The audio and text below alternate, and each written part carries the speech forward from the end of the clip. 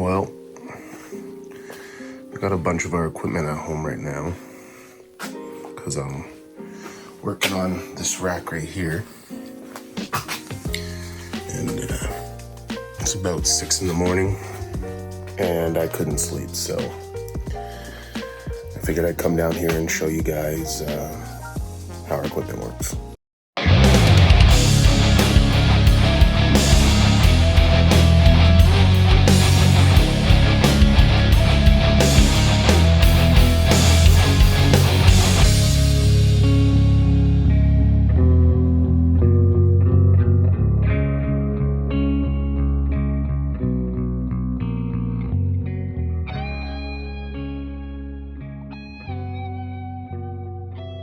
So I know this looks complicated, but once I explain it, things will probably make a little more sense.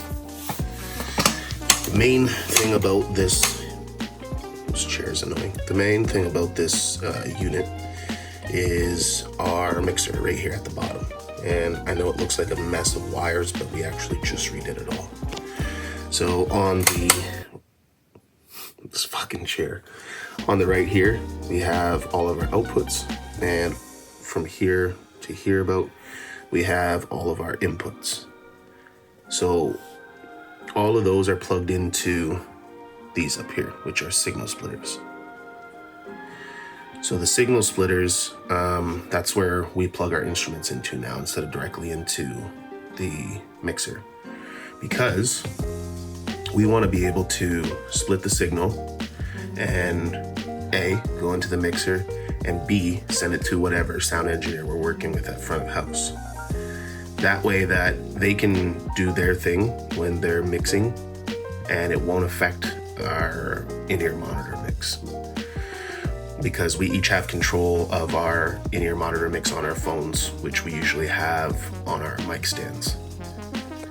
Next up, we have this drawer here, which has our wireless in-ear packs, our laptops in there, my wireless guitar receivers, things like that, extra screws, plugs, cables. We have our power conditioner right here. That's our best efforts to avoid any ground noises in our signals. And then we have our in-ear monitor. They're just our IEM units, is what I would call it, I guess. And then I'll show you what's happening on the back.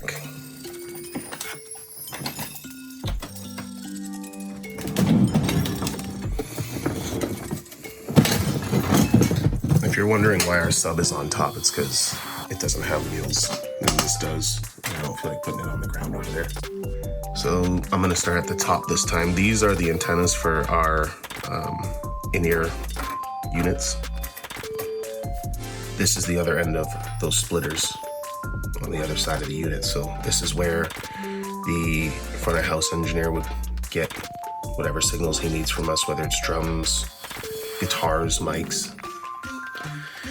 Then down here is the shelf that I installed yesterday. I'm still waiting on a couple more parts.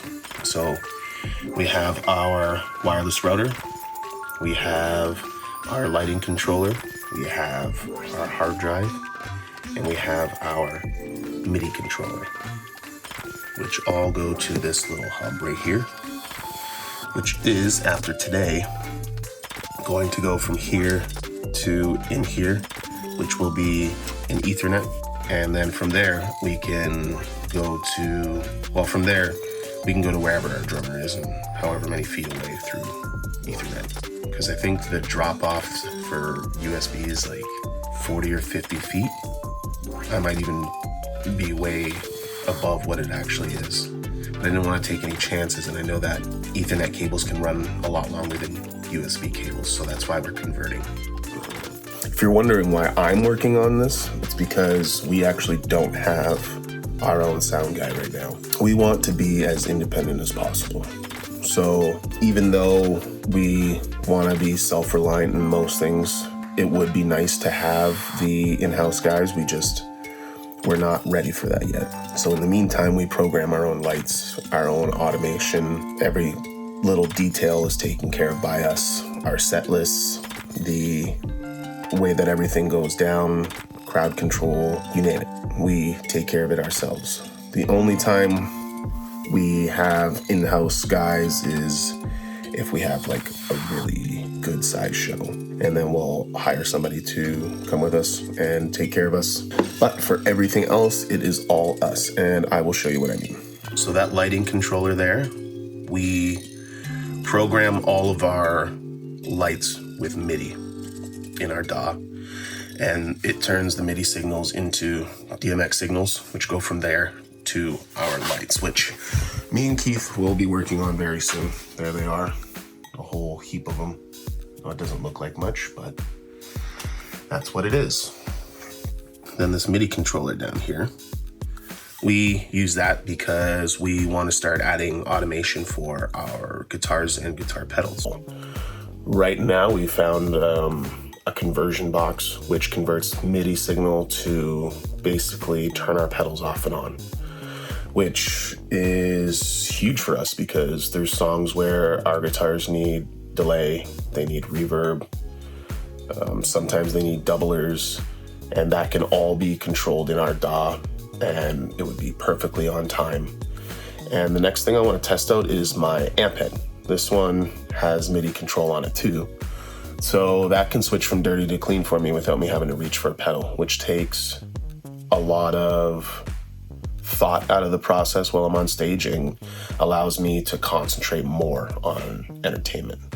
Please keep in mind, guys, I wouldn't say an expert at this kind of thing, so if you know what you're doing or you guys have suggestions, just drop them in the comments. This is all relatively new for me. I'm just figuring it out as I go. Basically, that's how this whole process has been going.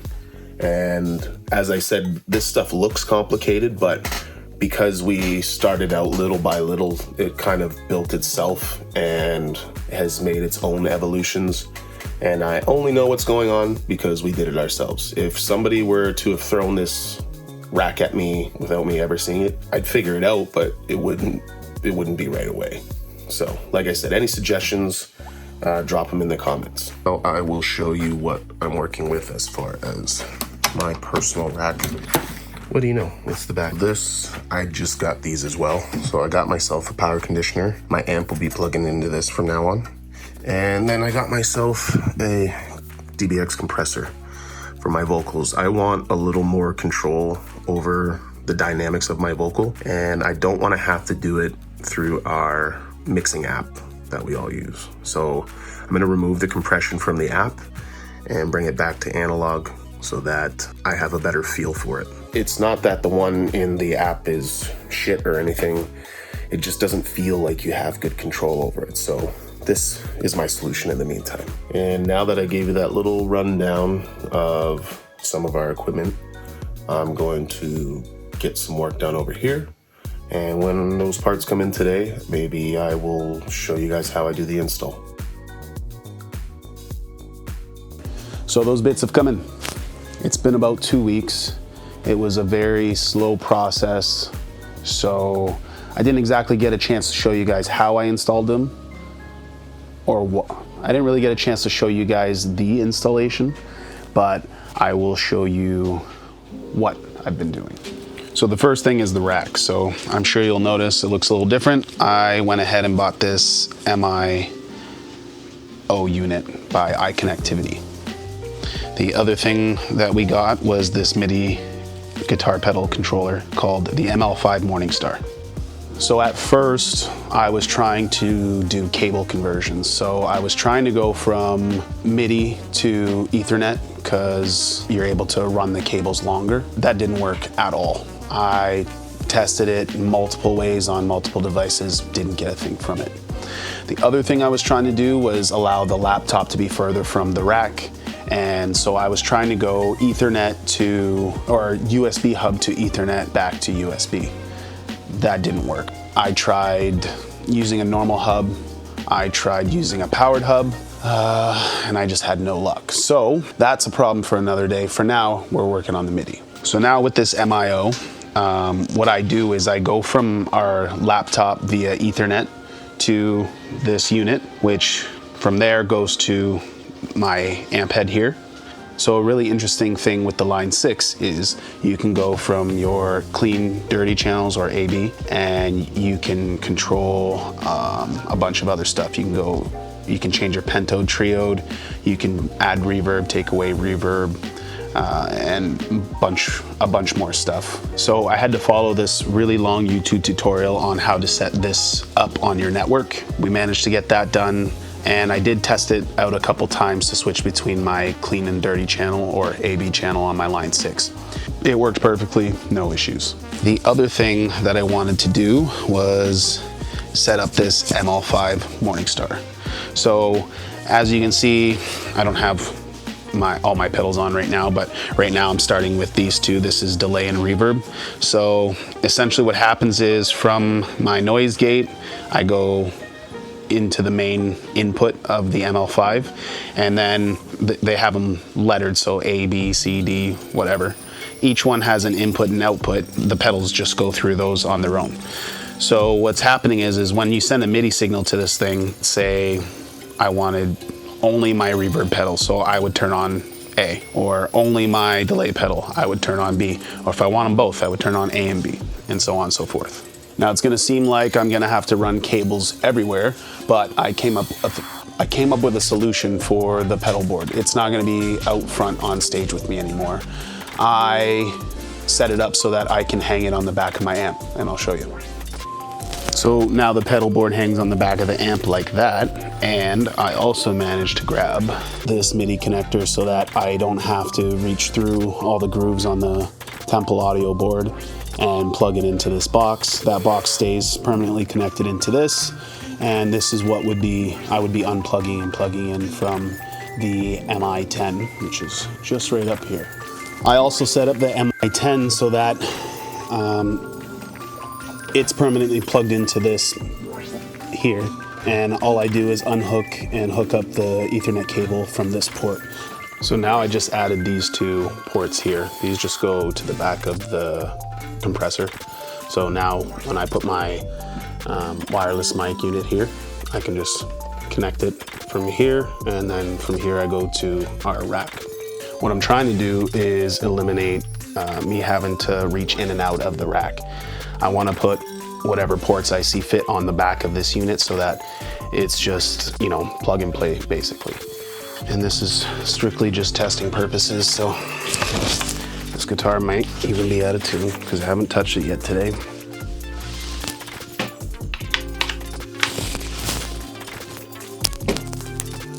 Fuck off.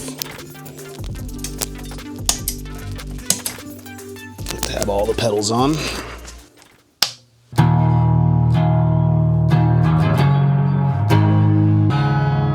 Definitely out of tune. All right, so we have a bunch of, I don't know if that's this. No, that's the reverb on the actual head. All right, so let's see.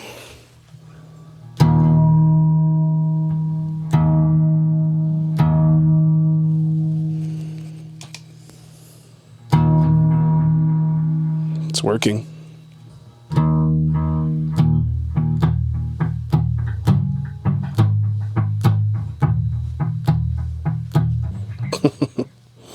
All right, so now that I know that this ML5 works, I get to, I'm gonna load up our DAW and see if I can control it via MIDI. All right, first things first, whenever you get something that can be controlled by MIDI, I would always recommend going to the user manual so you can figure out all the values.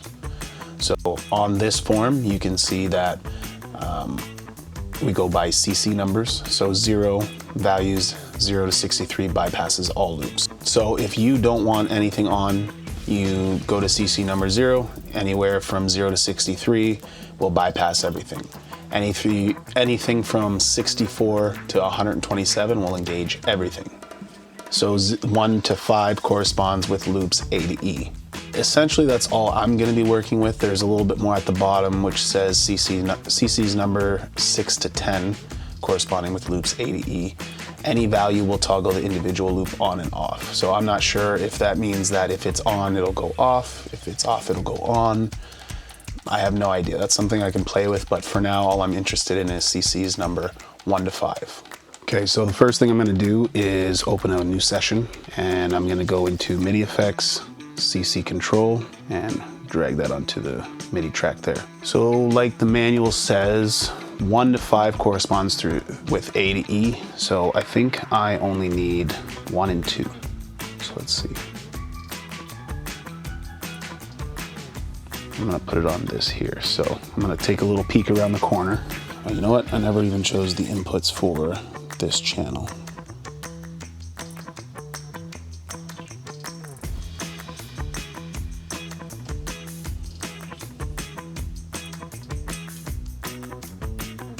That's awesome.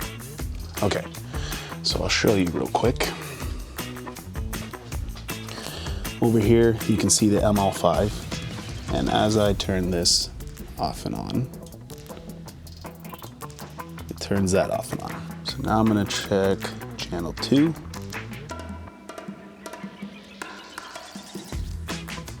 And I'm gonna try the same thing to see if B turns off and on. It does. So now that I know everything works, I can begin programming our live session to turn these effects on and off for me when I need them. Maybe I'll show you guys that in another video. If you guys found this helpful, drop a comment, like, subscribe, and you can follow anything else I do in preparation for getting this band fully automated.